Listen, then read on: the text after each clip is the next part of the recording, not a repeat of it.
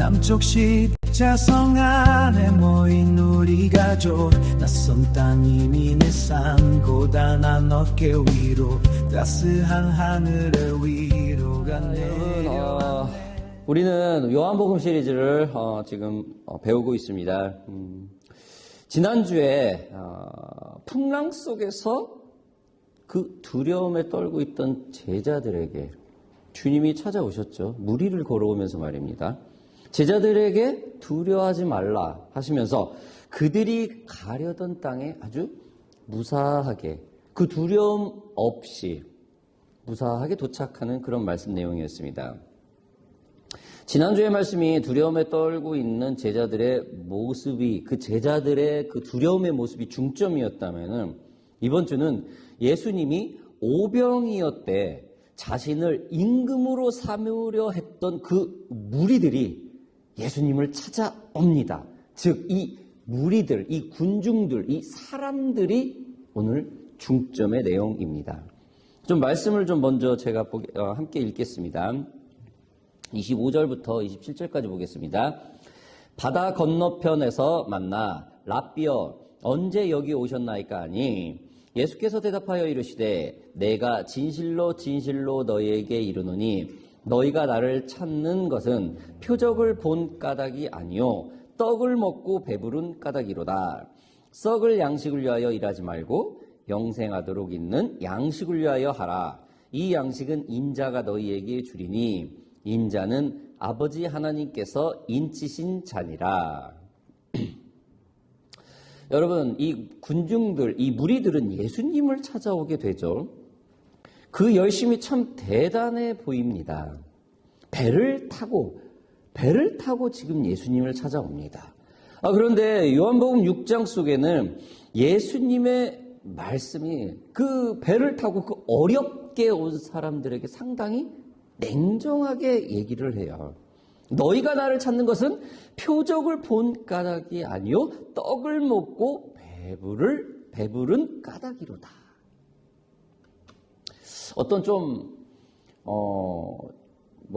기복이죠. 복을 비는 것 때문에 왔다라고 이렇게 얘기를 하죠. 여러분, 참 이 말은 참 의미가 있습니다. 너희는 나를 원하는 것이 아니라 내가 주는 유익을 원했다. 물질적인 걸 원했다. 이거예요. 오병이어의 기적을 경험한 군중들은 배를 타고 바다 건너편까지 예수님을 끈질기게 따라옵니다. 아니, 추격해 옵니다. 추격이라는 표현이 맞을지 모르겠네요. 겉으로 보기엔 대단한 열정 같았지만 예수님은 그들의 마음속을 꿰뚫어 보고 계십니다. 예수님이 무리들에게 오병이어의 기적을 일으킨 것은 그들이 생명을 얻는 그 신앙을 갖기를 원했기 때문이죠. 자, 봐. 이렇게 배불러도 이 능력 있는 영생을 가진 자가 너희들에게 먹을 걸 줄 수 있어. 왜? 다시는 이 배고픔을 느끼지 못한 그런 영생, 이거를 알려주고자 하는 거였었죠. 믿음이죠. 복음이죠, 복음, 여러분. 그러나 그들은 굶주렸다가 갑자기 배불리 먹은 사람들이었었죠. 예수님에 대해서도 전례 없는 관심과 흥미를 가졌습니다. 심지어 예수님을 왕으로 삼자며 구호를 외치고 선동할 정도로 인기가 있었습니다. 여러분, 왕이 뭡니까? 왕의 말은 본인이 말하는 게 법이고 집행입니다. 누구의 오더도 받지 않죠. 근데 이들을 왕으로 삼으려 하는 것은 자기들이 원하는 것을 얻어내기 위해서 왕으로 삼으려고 하는 거예요. 심지어 예수님을 왕으로 삼자며 구호를 외치며 선동까지 일으키면서 이 무리들을 이끌었었죠. 여러분, 하룻밤을 지내고 무리들은 잠에서 깨어나자마자 그 예수님이 없자 열정적으로 찾기를 시작했습니다. 그 이유는 오직 하나, 자신의 배를 채우기 위함이었습니다. 예수님이 무엇을 원하고 어떠한 것을 좋아하는지는 관심이 없었죠. 이들이 예수님을 주님으로 생각했다면은 자신의 간구와 갈망보다 예수님이 다스리는 그 뜻이 무엇인가에 더 집중하였을 것입니다. 그러나 그들은 예수님이 무엇을 원하는지 전혀 궁금하지 않았어요.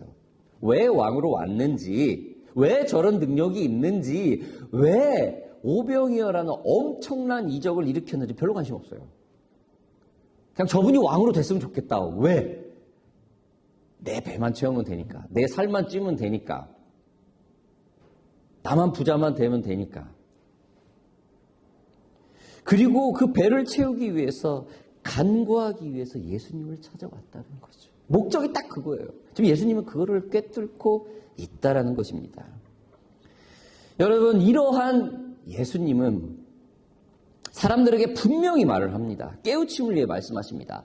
표적을 본 것이 아니라 떡을 먹고 배부르기 위해서, 정확하게 얘기를 해요. 여러분, 이게 신앙의 본질, 복음의 본질 아니겠습니까?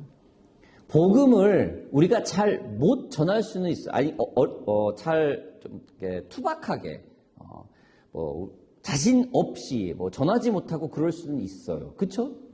잘못 전하면 안 돼요. 잘못 전하면 안 돼요. 교회의 비전이 잘못될 수는 있어요. 이단은 안 됩니다. 잘못 전하면 안 돼요. 예수님은 분명히 이들의 잘못된 부분을 얘기를 해요. 그리고 영생을 위해서 생명의 양식을 구하라고 합니다.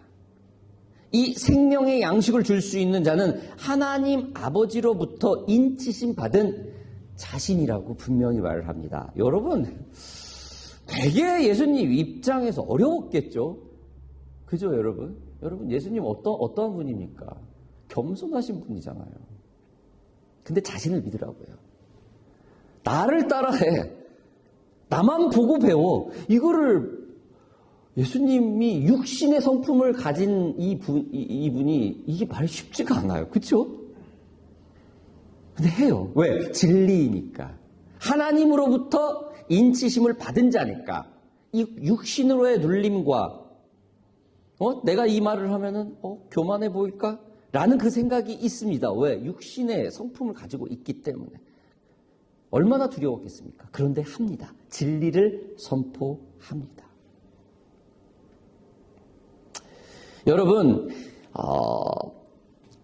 예수님이 이런 말을 할 때 어떤 말까지? 순종까지 하라고 해요. 왜? 본인이 순종을 하고 있으니까요. 여러분, 여기서 우리는 크리스찬이 다시 한번 마음속에 새겨야 할 것들을 우리가 도전을 받습니다. 우리는 예수를 믿는 사람들입니다. 예수님을 통하여 영생이 이루어진다는 걸 확신을 합니다. 예수님을 통하여 생명을 얻는 그러한 신앙을 가지고 있는 사람들입니다.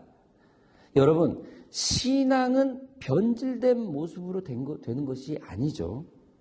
저와 여러분도 신앙이 변질이 되어서는 안 됩니다. 못 전할 수는 있어요. 자신이 없고 두렵고. 그러나 언젠가는 이 복음을 내가 전할 수 있는 하나님 힘을 주세요. 라고 조금 그럴 수는 있어요. 좀 게으를 수 있어요. 차일피일 미울 수는 있어요. 다시 얘기하지만 잘못 전하면 안 됩니다. 예수님은 여러분과 저와 같은 똑같은 이런 샤이한 성품을 가지고 있는 분입니다. 두려워하는 부분이 있어요. 그러나 이겨냅니다. 왜? 순종. 하나님으로부터 받은 인치심을 받은 그 목적이 분명하기 때문에. 교회를 다니는 사람이 내가 배부르고 잘 살고 내 자식이 범사에 잘 되고 영혼이 잘 되는 목적만 가지고 있다면은 교회 와서 기도하는 제목이 뭡니까? 오직 먹고 마시는 거 외에는 기도 제목 없어요.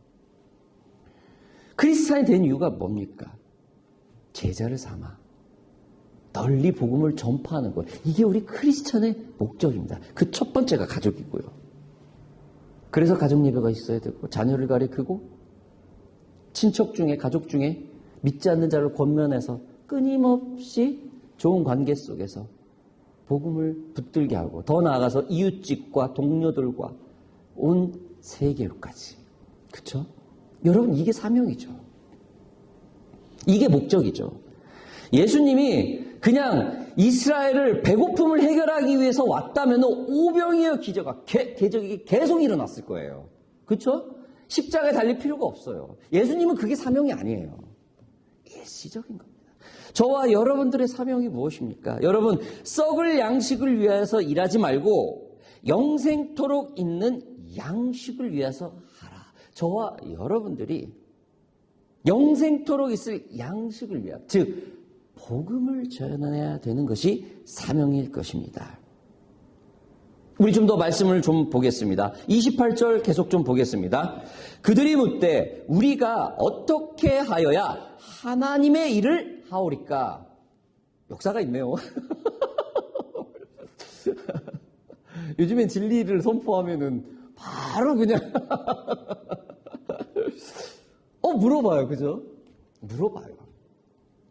사람들이 묻습니다. 우리가 어떻게 하여야 하나님 일을 하오리까? 얼마나 여러분 익숙한 질문입니까? 무엇을 해야 합니까? 얼마나 해야 합니까? 우리는 여기서 아주 중요한 사실을 좀 도전을 받죠. 인간의 끊임없는 관심은 행동과 행위, 즉 나타냄이라는 거예요. 인간 죄성의 뿌리에서는 언젠가 이 행위가 있고 공로의식이 있다라는 거예요. 행함으로 구원을 얻고 보상을 받으려는 그런 의식이 내재되어 있다라는 거예요. 행함으로 만족과 기쁨을 누리고 자신의 믿음을 정당화하려는 불신앙이 인간 내면에 깊숙이 자리 잡고 있다라는 사실입니다. 이에 예수님의 대답은 하나님의 보내신 자를 믿는 것이라고 얘기를 해요. 영원히 죽지 않아 영생의 양식을 구하라 그러니까 뭐를 해야 돼요? 액트를. 여러분, 우리가 어떤 사람과 불미스러운 일이 있을 때, 특히 가족 간에서 다른 사람 관계에서는 얼마든지 우리가 사과도 하고, 그렇죠? 존중하는 표현을 할 수 있어요. 가족 간에, 특히 부모님들, 자녀들, 부부 간에 조금 잘못한 일 있으면 미안해 하면 돼요. 그쵸? 여보 미안해. 사랑하는 남편, 아내, 아빠, 엄마, 아들, 딸, 어머니, 아버지, 할아버지, 할머니 미안해 얘기하면 돼요. 안 해요 잘. 그냥 나가서 옷 하나 사줄게. 내일 시간 돼? 식사나 할까? 그게 먼저가 아니죠. 그쵸? 그게 먼저가 아니에요. 미안해. 내 자존심 상한, 나는, 얘기해야 돼요. 저도 저희 아내한테 이거 고백한 적 있어요. 어떻게 고백했냐면은, 처음에 이제 성령 받아가지고, 이 말이 잘 안 떨어지는 거예요. 그래서 내가. 정말로 아내한테, 내가 세대가, 핑계를 좀 댔어요. 그런 세대에서 자라서, 내가 이걸 잘 못해. 미안해, 여보. 먼저 그냥 미안해, 내 잘못했어. 이 얘기를 먼저 했어야 되는 건데, 그죠? 핑계를 또 댔어요. 내가 그렇게 고지식한 가정에서 자랐어. 그래서 이 얘기를 잘 못하겠어. 그럼 오늘 결심하고 얘기할게. 미안해. 눈도 잘 못 쳐다보고. 그게 첫 시도였어요. 그러면서부터 계속 하면서부터 이제 잘못하면 미안해. 너무 습관이 돼서 이제 자꾸 잘못하면 또 미안해. 이런 게 자꾸 반복돼서 조금 그런 것도 있지만은 아무튼 여러분 고백이에요. 고백을 해야 돼요. 아빠 엄마 사랑해. 여보 사랑해. 아내 사랑해. 고백을 하는 게 먼저죠. 어떠한 행위를 하는 것보다 눈치를 봐서 식사 나오고 그냥 옷이나 사주고 어떻게 감사한 일 있으면 감사합니다. 먼저 하고 내가 감사하니까 식사 대접할게요.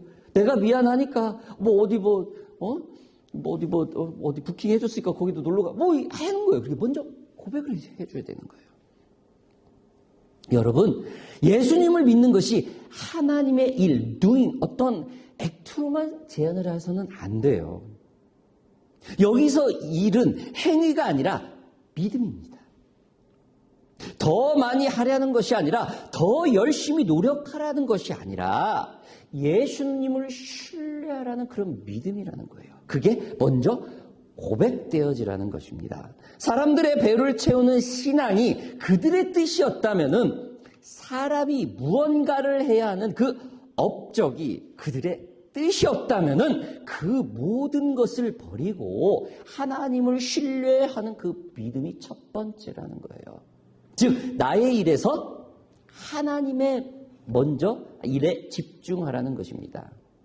여러분, 신앙은 내가 무엇을 해야만 하는 공로나 업적이 아니라 하나님의 일인 그 예수 그리스도를 온전히 신뢰하는 믿음입니다.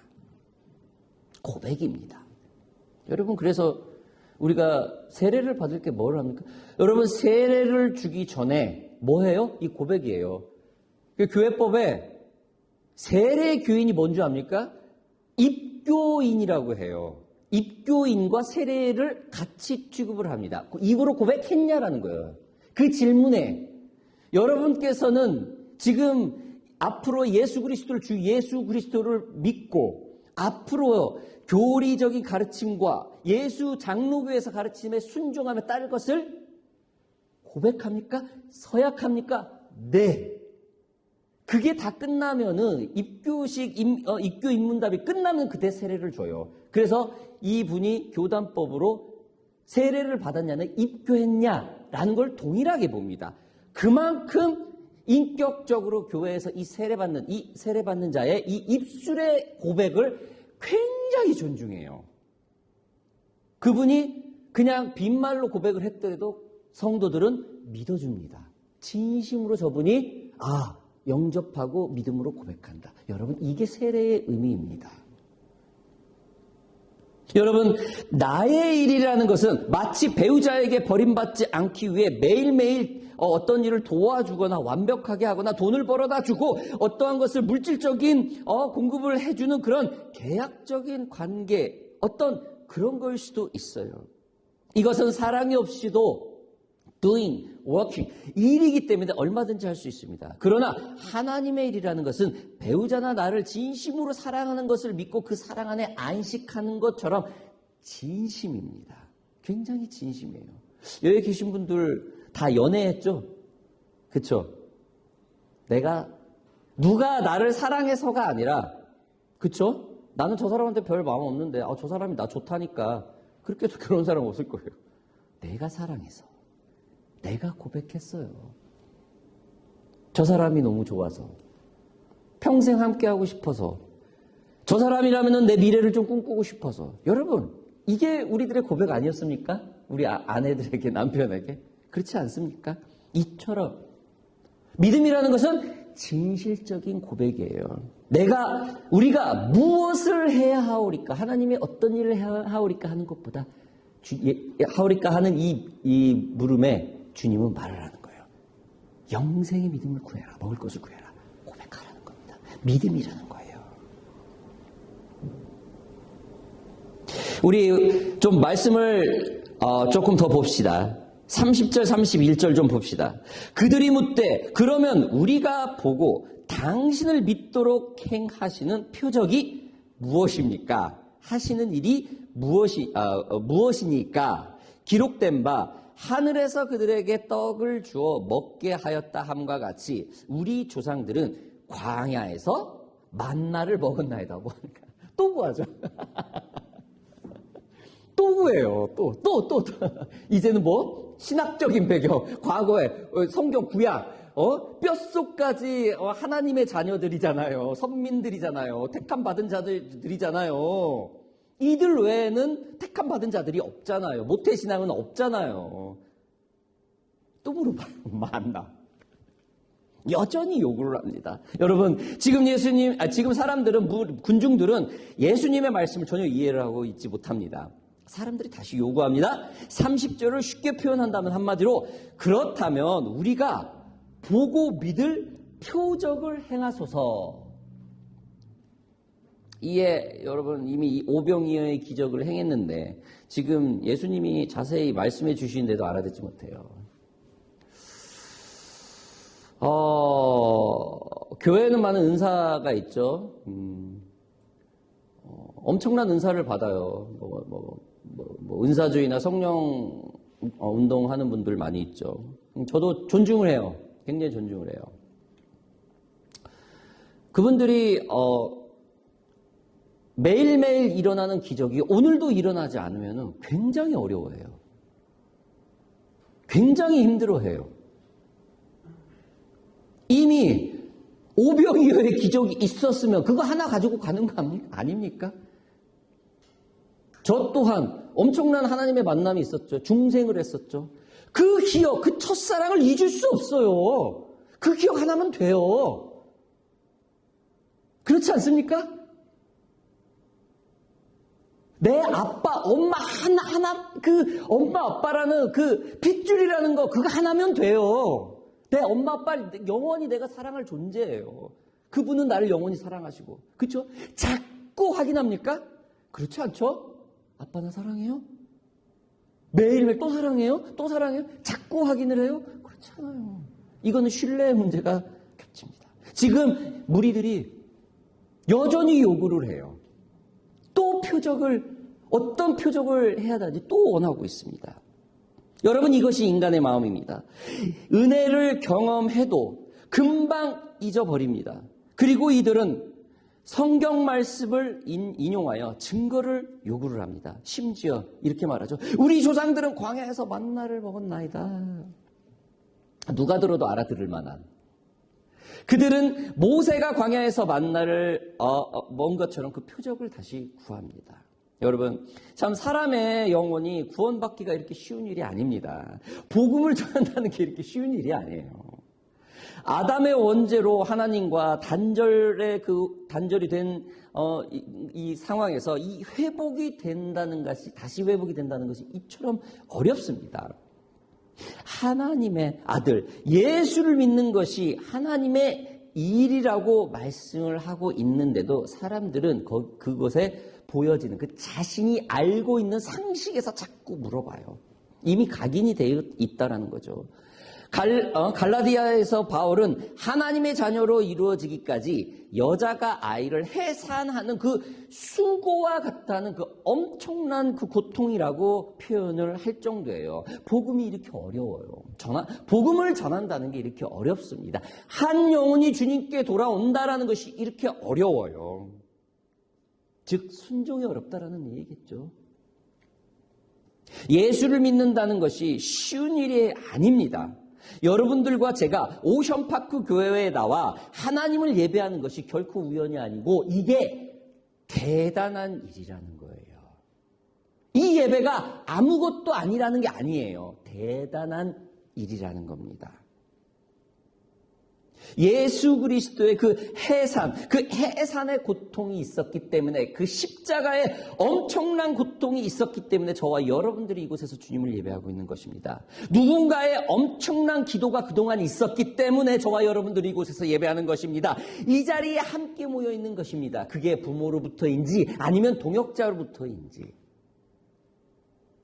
여러분 이처럼 사람들은 생명의 공급자인 예수님을 눈앞에 보고도 그 증거를 오병이어의 기적으로 확인함에도 불구하고 자신들의 그 육신의 관점으로만 고집을 합니다. 그러자 예수님이 이렇게 말을 하죠. 오늘 성경 마지막 부분 좀 볼까요? 예수께서 이르시되 내가 진실로 너희에게 이르노니 모세가 너희에게 하늘로부터 떡을 준 것이 아니라 내 아버지께서 너희에게 하늘로부터 참떡을 주시나니 하나님의 떡은 하늘에서 내려 세상에 생명을 주는 것이니라. 그들이 이르되 주여 이 떡을 항상 우리에게 주소서. 할렐루야. 여러분 여기서 떡은 이 빵은 단순한 음식이 아니라 생명을 주시는 분 예수님 자신이죠. 이제서야 사람들이 예수님의 말을 알아듣습니다. 생명의 떡이 바로 예수님이라는 사실을 믿습니다. 그리고 그들은 주여 이 떡을 항상 우리에게 주소서라고 어떻게 해요? 고백을 먼저 해요. 하나님 일이 뭡니까? 라고 어떻게 행동을 해야 됩니까? 라고 물어봤던 자들이 고백을 합니다. 고백을 해요. 고백해봐. 고백해. 라고 하지 않았는데 고백합니다.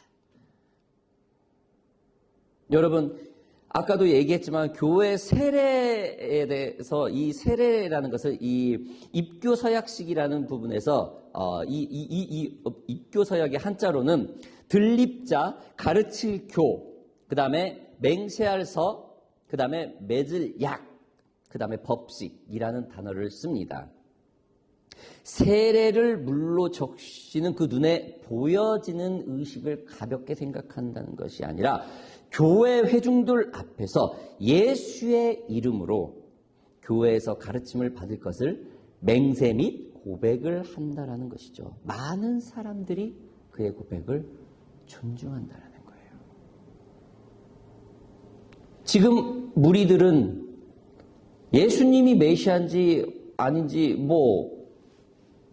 인정하지 않는 사람들을 가득했을 거예요. 그런데 고백을 해요. 여러분, 믿음의 고백이 이렇게 중요합니다. 저와 여러분들이 주님께 늘 고백하는 것이 이렇게 중요합니다. 그만큼 크리스찬 입에서 나오는 진실 어린 고백과 약속과 같은 그 서약을 굉장히 중요하고 신뢰를 주는 것입니다. 지금 예수님이 하나님의 일을 설명하고도 사람들은 여전히 자신들의 관점에서 표징을 구했었죠. 그러나 예수님 포기하지 않고 자세히 설명을 또 해줘요. 예수님 입장에서는 참 사람들이 깝깝하고 안타까웠을 것이에요. 그러나 포기하지 않고 끝까지 이들에게 설명을 해줍니다. 수천 년 동안 이들은 이러한 교육과 행동에 집중되어 있어서 이들을 뼛속 깊숙이까지 이들은 행동에 의해서 모든 삶이 이루어진다는 걸 알고 있었는데 예수님은 포기하지 않고 끊임없이 그 입에서 고백하게 만듭니다. 예수님은 포기하지 않았죠. 그 일을 설명하죠. 자신이 생명의 떡이라고 분명히 밝혀요. 그랬더니 사람들이 그 입으로 스스로 주여 이 떡을 항상 우리에게 주소서. 요즘 말로 하면 뭐겠어요? 저는 예수 그리스도가 우리를 위해서 십자가에 달린 것을 믿음으로 고백합니다. 받아들입니다. 이런 뜻이겠죠. 사랑하는 오션파크 교회 성도 여러분들, 오늘은 예수님 자신이 빵이라 떡이라는 예수님의 말씀이죠. 진리죠. 복음이죠. 우리는 이 말을 보면서 우리 크리스찬 고백이 얼마나 중요하고 이 전도한다는 것이 얼마나 어렵고 복음을 전한다는 것이 얼마나 힘든지 다시 한번 보게 됩니다. 그러나 주님은 이렇게 약속을 합니다. 마지막 구절 함께 보고 말씀 마치겠습니다. 예수께서 이르시되 나는 생명의 떡이니 내게 오는 자는 결코 줄이지 아니할 터요. 나를 믿는 자는 영원히 목마르지 아니하리라. 단순한 고백이 아니죠. 단순한 문제가 아닙니다. 이것은 성령의 능력이고 우리가 정확한 목적이 무엇인지를 좀 보여주죠. 여러분, 우리들의 고백의 소리가 복음을 전하는 고백의 소리가 되어야 될 것입니다. 우리가 교회에 오는 목적이 복음을 전하는 목적이 되어야 될 것입니다. 오늘 마지막으로 좀 말씀을 생각하면서 마지막 구절을 우리 이 말을 조금 고백할까요? 한번 질문해 봅시다. 우리 마지막 슬라이드 한번 좀 보여주시죠. 예. 생명의 떡 예수인데 우리 한번 좀 질문해 봅시다. 자, 우리 함께 한번 고백하겠습니다. 시작. 나는 무엇을 구하고 있는가? 나인가 주님인가? 죄송합니다. 제가 좀 혼란스러워요. 다시 한번요. 나는 무엇을 구하고 있는가? 나인가 주님인가? 두 번째, 나는 무엇을 하고 있는가? 나의 일인가? 하나님의 일인가? 세 번째, 나는 어디서 있는가? 표적인가? 아니면 예수님인가? 우리 좀 스스로 한 번 정도는 생각해 봐야 될 일들일 것입니다. 오늘 함께 기도하시겠습니다. 기도하겠습니다. 손을 잡고 걸어온 이 길의 끝에서 오션파크 교회와 난 문이 열리고 부모의 기도와 아이들의 웃음소리 그리운 고향보다 더 큰 품이 여기인데 심겨진 씨앗이 나무가 되듯 약속의 땅에서 피어날 우루듯 흔들리지 않는 반석 위에 서서 진리의 빛을 향해 고개를 드네